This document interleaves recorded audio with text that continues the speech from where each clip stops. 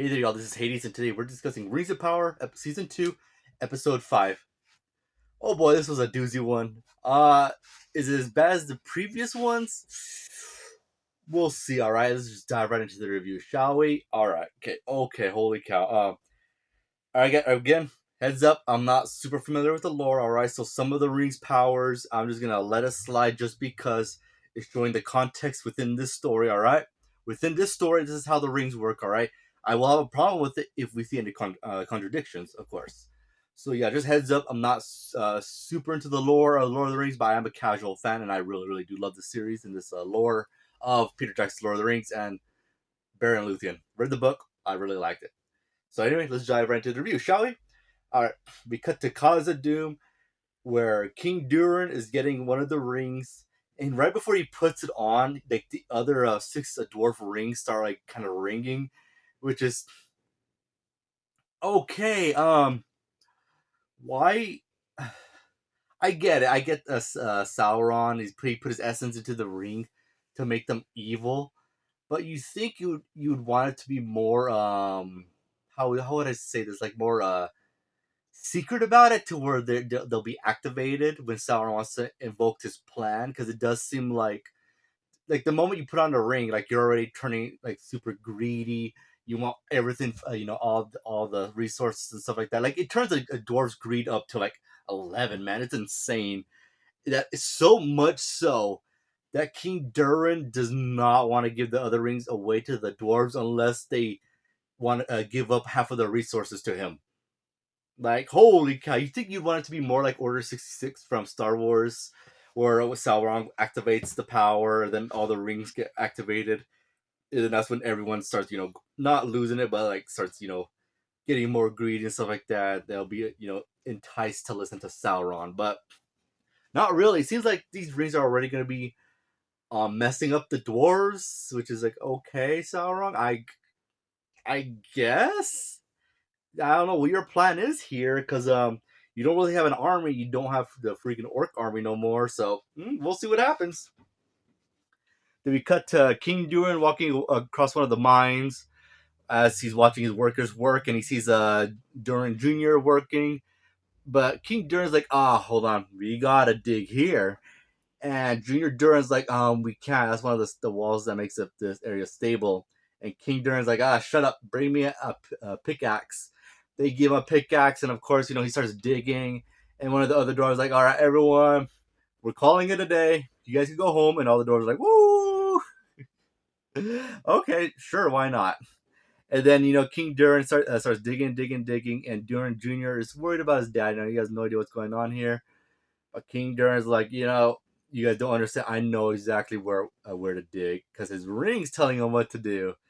And then he hits, and it does seem like it does take a while, because we do see late, like they do a cut where we see Durin and the other dwarf just like watching King Durin, because they're like somewhat next to him, but then we see them, there's like this watching him, what, like worried about their king. But then of course King Durin, with the power of the almost said one ring, breaks through the wall, and we see a light.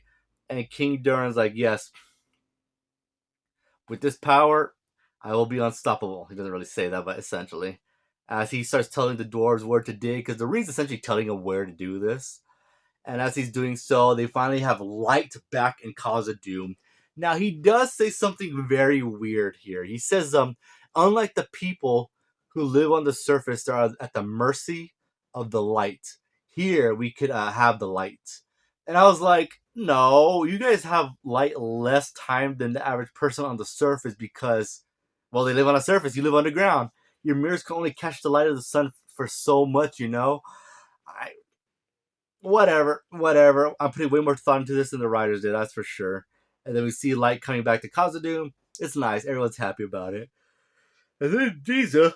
Whoa, I am so sorry for that. It is really late because I got off work not too long ago. Giza and the rest of the Sanctress are just kind of looking at each other, worried that well, essentially her group's going to be obsolete at this point. The ring's essentially telling them where to dig, where it's safe to dig. And honestly, I could see where King Durin would be at this point, because when the songstress tried helping, they caused another collapse on one of the areas where there was light. So, yeah. but it's weird why all this is happening. I'm assuming dwarves. I heard people say it must be Sauron. How would Sauron be able to do this? I think it's the Balrog underground just doing his thing, just I guess trying to get out or something, waking like stretching his wings, causing the whole place to collapse. I have no clue, guys. I legit have no idea. Then we cut to Linden, where the dwarves and elves are partying as Grandma Bimbor is congratulating the dwarves and elves for being able to work together in such a times like this, and seeing that the dwarves are actually doing pretty dang well. And we cut to Sauron being right now Iluvatar right now. Iluvatar? No, that's the god. Lord of Gifts. I can't remember his name right now. So I'm just gonna call him Sauron because that's who he is. And then he's just right there, just watching. And there's that female elf that obviously has a crush on him. She's like standing right next to him. Couldn't be more obvious, you know. You could have had it to where she was on the with the other elves. You could just kind of see her just glancing over at Sauron while everyone else is paying attention to Grandma Bimbor. But whatever, these writers, they're getting paid millions for this. And then a dwarf comes up and he unveils the freaking door. I had to take a yawn because holy cow. That Grimbor made in the previous episode where it's mithril mixed with stone that's able to only be seen during the light. And he says the only passwords is spoken of by friend. I know what you're doing there, trying to trying to pillage from Peter Jackson's. Amazon, do your own thing, man. Clearly not doing this for the fans. All right, you're clearly not. You're changing way, way, way too much. I don't know what you're doing. I know you're doing it for the shippers of Galadriel and Sauron.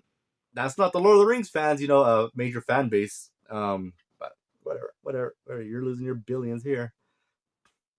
Then they do make a joke. I thought it was kind of funny. They're like, watch out for this dwarf.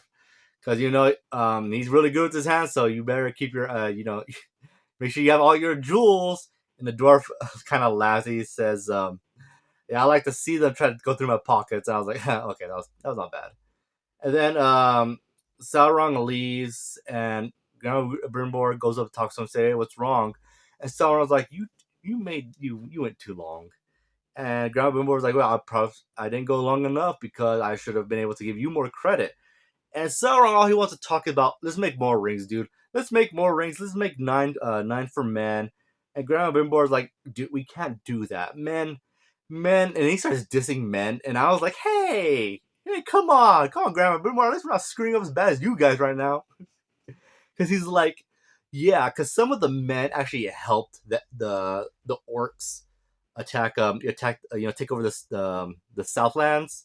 And Sauron's like, yeah, but some of them actually, helped fight back. I'm like, what did the elf is like saying humans are bad? And Sauron's like, nah, I have no idea what's going on. I still don't know Sauron's plan. And the Grandma Brimbor's like, come on, let's talk about this another day. He's like, nah, we can't do that. We have to figure out what we're doing, and we have to make the 9 rings. And Grandma was like, no, we can't do it, man. Man can't be trusted. They just can't do it. And Sauron says, yes, man could be foolish, brash, haughty, disgusting, filth, but you know what? They have so much virtues to go along with them. And he freaking, give me a second. He names a couple of human people from the Legendarium that I couldn't believe. Erendil, Tur, Baron, son of Bahir. Bahir. I apologize, I said that wrong, and my apologies. When I saw that, I was like, oh, come on. Sauron, you could have said, when you went to a Numenor, many of the men there volunteered. They volunteered in season 1 to go help try to save the Southlands. And the reason they lost is because a freaking volcano blew up and took them. I can't even say took them out. I don't know how much people the volcano killed. Like 2 guys? 2? 3 maybe? Whatever. And then Grandma Bimbor's like, yeah, I can't do it, man. I can't do it. And Sauron's like, well, I'll do it myself. And Grandma Bimbor's like, what? Okay, Grandma Bimbor, you own this freaking smithing area. You own it. You own it. The greatest smithing area here, Ilregion. You own it. You can legit tell your students, no, we're not helping this dude. And that's it. That's it. That's it. Because you own it. And you're like, I'm not gonna help. And so I'm like, okay, fine, I'll do it myself. And Grandma was like, wait, what? No. Don't think about it. Then we cut to Dispatch Numenor. Discount Numenor. And then we see Elfarzon and Elfarzon Jr. As Elfarzon is like out of nowhere, is like, you see that there's a tower way out far that could barely be seen by the most keen eyes. Elves put it there. And it reminds us of our mortality, that we could die and they can't. I am not happy with that. And I was watching, I was thinking, what the heck? Like, where did this come from? Like, where did this come from? I think the biggest hint we got of this was from the last season where Tar Farazan saw the original king die from old age, and when he was just staring at him. I think that's where we got it from, but it did seem more likely that this kind of came out of nowhere because in the previous episode, when Black Queen was going to be, taking the scepter to be the queen, and everyone was like, no, no, boo, boo. Tar Verasan was like, no, everyone, calm down. The queen's all right. Like, she's actually pretty good. And then she admitted, nah, that she was using the Palantir and all that stuff. So I can't get a read on Tar. I could see this happening if, like, more so like his son, or he had another son that went to go fight. They died in battle, or they got sick and died, and then he had like, I guess, like, he had, like, he was with the king, he was good friends with them, and he saw the king die before his hands, and then he sees that queen the Black Queen's like dying from sickness, and she's not gonna have much longer, and he's like, and that's when he's contemplating his mortality. I know something, except it does seem more like out of nowhere, like, what in the world, like, holy cow. And then he tells his son, I couldn't believe it. He tells his son, your mom told you how you're gonna die brutally one day, and the son's like, how? And he's like, I'll tell you. If I'm gonna give you a command and you finish it, I'll tell you how you die brutally. I was like, dang, man, that's messed up. And the son's like, okay. Then we cut to a scene with the Queen Muriel, which is Black Queen, and Elendil Discount. She's like, all right. What did you see when you put your hand on the Palantir? I don't know how she knows that he did it, but okay. And he's like, well, I saw myself running away from Numenor. I don't know why, I just was. And she said, well, that's actually probably a good sign because every time I touched it, Numenor was getting destroyed. So, Black Queen, did it not occur to you that Elendil saw what he did right before the flood happened? Like, he probably saw something, like, he kind of caught what was going on. He was like, I'm going to leave Numenor before anything else goes down. Because she assumes, no, the tides of time have changed. Maybe Tar Farazan being in charge is a good thing. Whatever. Then we cut to, then she's like, I need you to do what you can, make sure, Numenor survives, and yada, yada, yada. We cut to Elendil walking through the streets, and he sees some of the soldiers are turning in their weapons. He's like, hey, what's up? And they're like, well, those who aren't strictly loyal to the king have to turn in their weapons. And Isildur's pretty mad at this because his daughter comes in and says, you know what? You better, listen to the queen, or else, because, this is all bad. She's angry because she assumes her brother died because of the war, and that the queen's at fault here. Has no one explained to her it wasn't really the queen's fault. It was a freaking volcano activated by the goat Waldrig that just completely, yeah.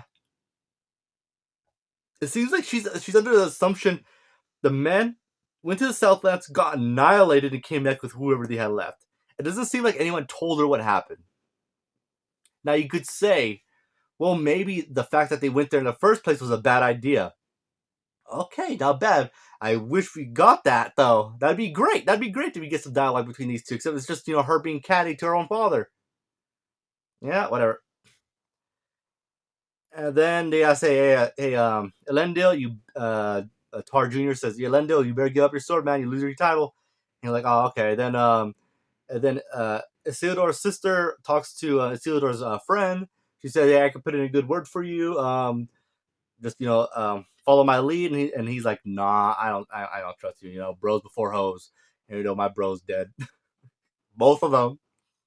And then we see Tar Junior. He's jealous as he's watching. And then we cut to Tar coming up to the Palantir. I don't know why Palantirs give you visions. I legit don't know why. Cause I know in the actual story they're like more like long distance communication devices, and why the only reason that we saw in the movies that they're able to mess up people is because all Sauron had when he was like communicating with anyone that touched it.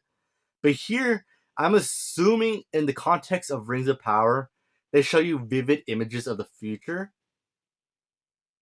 That's what I'm getting from here. So okay, we'll roll with that. Then we cut to oh man, did I ever tell you guys that Gilgalad's my favorite elf in the Lord of the Rings? Yeah. So anyway, we get Gilgalad here, not the real one, but Rings of Power version, where he's right here just looking at some messages and he's figuring out, okay, yeah, something's going on here. He's catching on. He's catching on that something's going on with Grandma Grimbor, and that something has to happen. I don't know how he got a message back to him while any messages he sent to Grandma Brimbor, they all died. Don't think about it. And then we cut to some elf commander lady. She's telling Gilgalad, hey, we gotta go. We gotta send a military out to go help Grandma Brimbor because orcs are marching. They're getting stronger and stronger every day. We gotta do everything we can. And Gilgalad is like, nah, no, we're not helping them. I get why he's doing that. Obviously, this is a big mistake because Sauron's planning something. We'll see at the end of this episode. As we cut to Elrond running through the woods as best as he can back to Gilgalad. Then we don't see him until another good time. Then we cut to King Durin Jr. and Black Dwarf Lady. She's like, something bad's coming to the rings. And then we cut to them at the market where she's trying to barter for like a stone for their child. It's like, okay, that's neat. That's pretty neat. And apparently the taxes in this place is so outrageous that you have to, like everything you buy has to be doubled at this point because one for normally and one for the taxes of the crown or the tribute to the ring. So yeah, the ring's making the King Durin way very more greedy. And as that's happening, Diza corpse drops the orb. She follows it all the way down a hole, and then she uses her singing powers to find it. I don't know why she just didn't slightly turn left and find it, but whatever. And then she hears a massive roar and shaking underground. Balrog. And then we cut to King Durin and the other dwarves as he gives them their ultimatum. Hey, here's these rings for you. Catch! Even though I was supposed to give them all to you, catch! You gotta give me half of all your earnings that you find in your mountains to me. I don't even know if they take it or not. I legit don't know if the dwarves actually take it. The other dwarf lords. As he continues, we've been digging deeper because we're greedy. Too greedily, one might say, as we're finding more and more gold. And then King Durin's talking to another dwarf saying, hey, we could go dig down here. Wait, who put these restrictions here? And the other dwarf's like, you did. And King Durin's like, oh, remove them. And the other dwarf's like, oh, okay. And then King Durin's like, wait a minute. Where's my ring? Where'd you take my ring? And the other dwarf's like, oh, I didn't take it, man. You said your hand was getting heavy. It's right there. King Durin's like, oh, okay. Here's the thing. I don't buy he'd ever take it off just because he said he felt his hand was getting heavy. No way. No, freaking way. That seems way, like he seems way too enthralled by it. And if you don't have the ring on, doesn't that mean like the effects of it is more than often wearing off? Because it's like, well, I don't have the ring on me no more, so I should be more cautious when I'm when he's talking about going into like deeper into the mines. You should probably be like, all right, we should probably not really go here. There's restrictions for me in the past. I think we should continue following that, but let's dig a little bit deeper over here. And then he looks over and he sees the ring, and then and then after the dwarf is about to leave, and then that's when we get a conversation between him and his son, and then he puts it back on, and he's like, let's dig a little bit deeper, something like that, because yeah, his son walks in, he's like, Dad, we need to talk, man. That ring's bad juju. And the dad's like, you know what, son, I'm very proud of you. And the son's like, wait, what?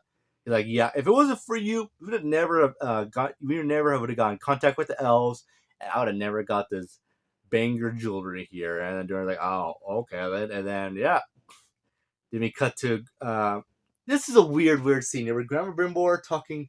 No, he overhears noises. He goes and sees where the Sauron and the other elves are, and he sees tools just kind of moving by themselves.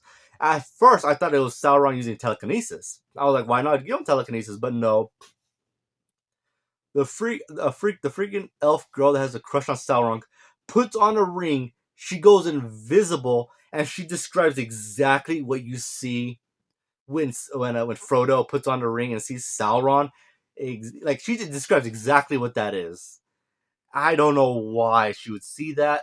I don't know why you would turn invisible. Why would you turn invisible with these rings on? Only one ring could. So all the rings made from men are gonna have to turn their wearers invisible. That's what's gonna have to happen now.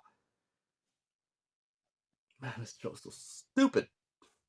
Anyway, when they get the ring off, she explained what she saw, and then Grandma Brimbor almost gives away how to fix the rings. And right before he's about to conveniently, elf soldiers come and say, "Hey, Grandma Brimbor, a dwarf wants to speak with you about the rings." And he's like, "Oh, okay." And Sauron's like, "I got this." And Grandma Brimbor's like, "No, I got this." And he goes and talks to Durin Jr. And Durin Jr.'s like, "What's going on with these rings? These rings are pretty bad." And then Grandma Brimbor's like, "No, we made them exactly how we did with the three rings, and they are helping the elves."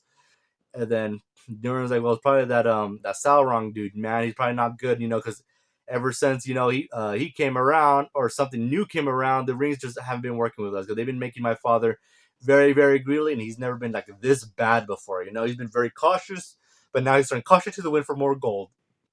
And Grandma Brimbor's like, "Okay, something's going on here." Then we cut to Sauron talking to female elf, sowing doubt into her mind that, yeah, what you saw was probably Grandma Brimbor. He's not all there no more. They're making these rings are taking a big toll on him.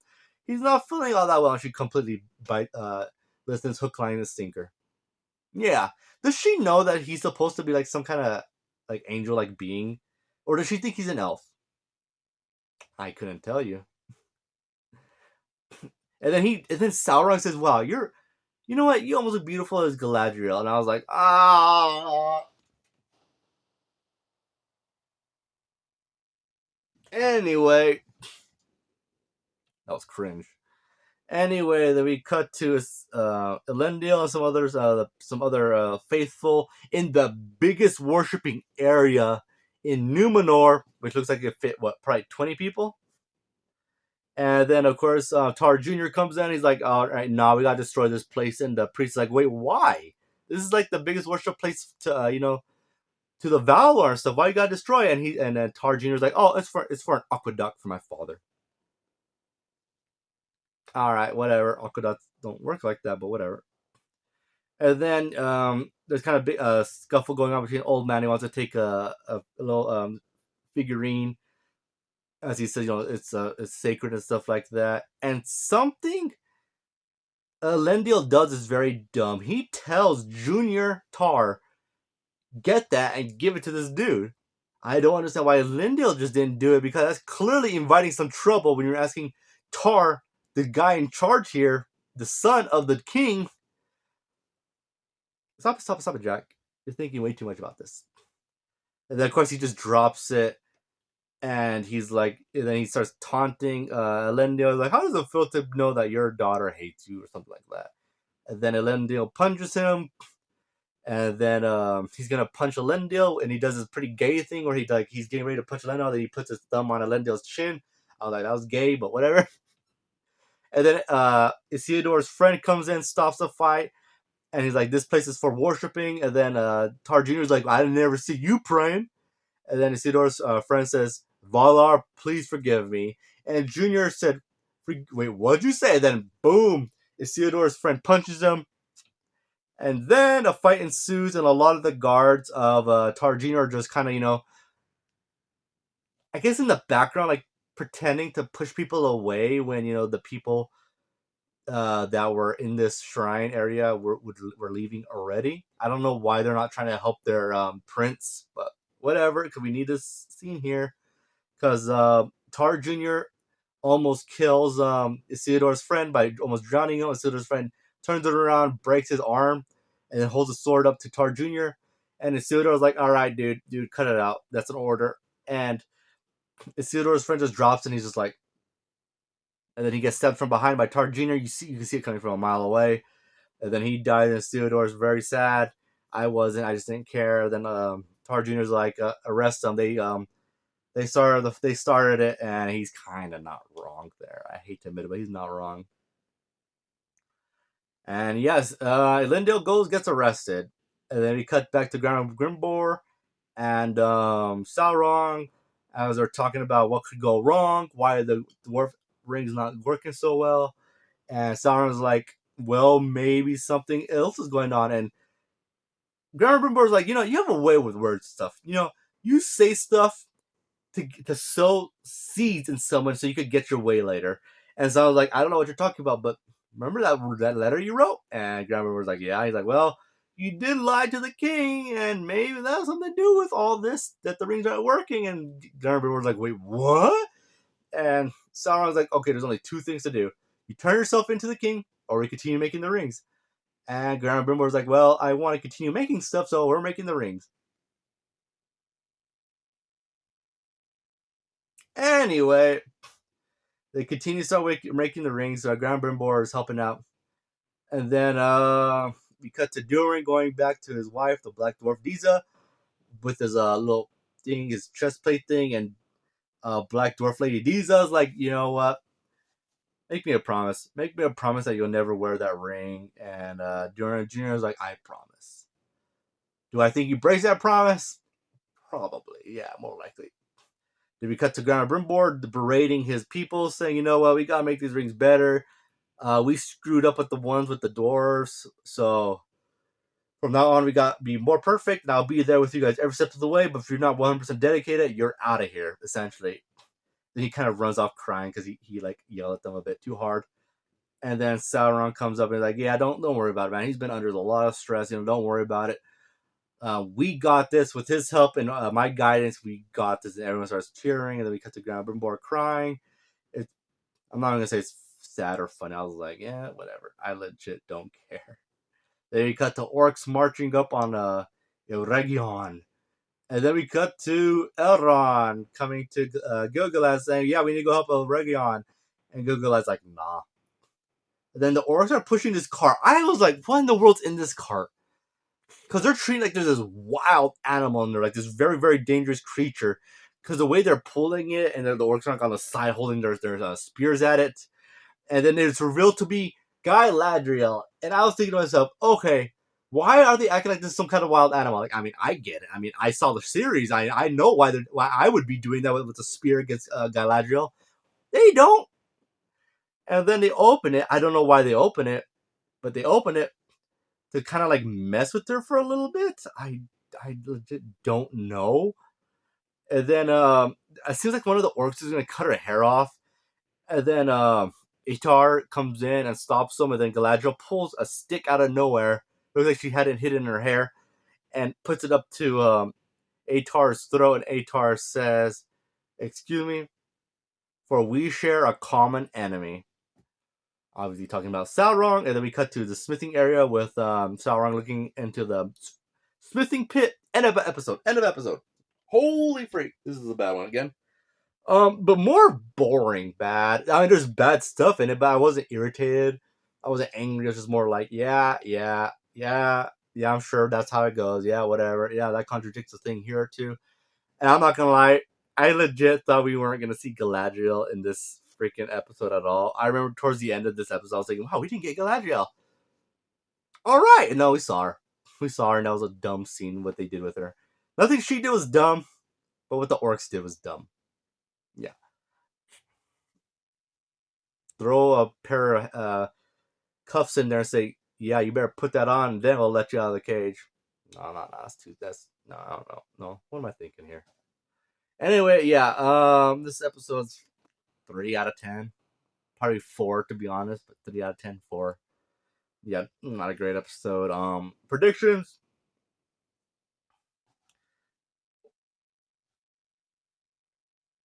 I don't understand because Atar heard that Sauron and the elves are teaming up. Why he would believe that, I don't know. But let's just say he does. And then he also said Sauron, when he was talking to Atar, he was like, "Yeah, I have good relations with the elves. Let me go talk to them, so we could join forces to hunt down Sauron." And Atar's like, "Okay, fine, go ahead." And then he goes off, and then Atar's like, "All right, we're gonna attack the elves." Shouldn't you still be waiting if the elves are gonna back you guys up? No, the script says nah, so whatever. Anyway, that concludes the review. If you listen this far, I appreciate it. I hope my pain was enjoyable. I hope it was. Anyway, y'all take care and have a good one. Later, guys.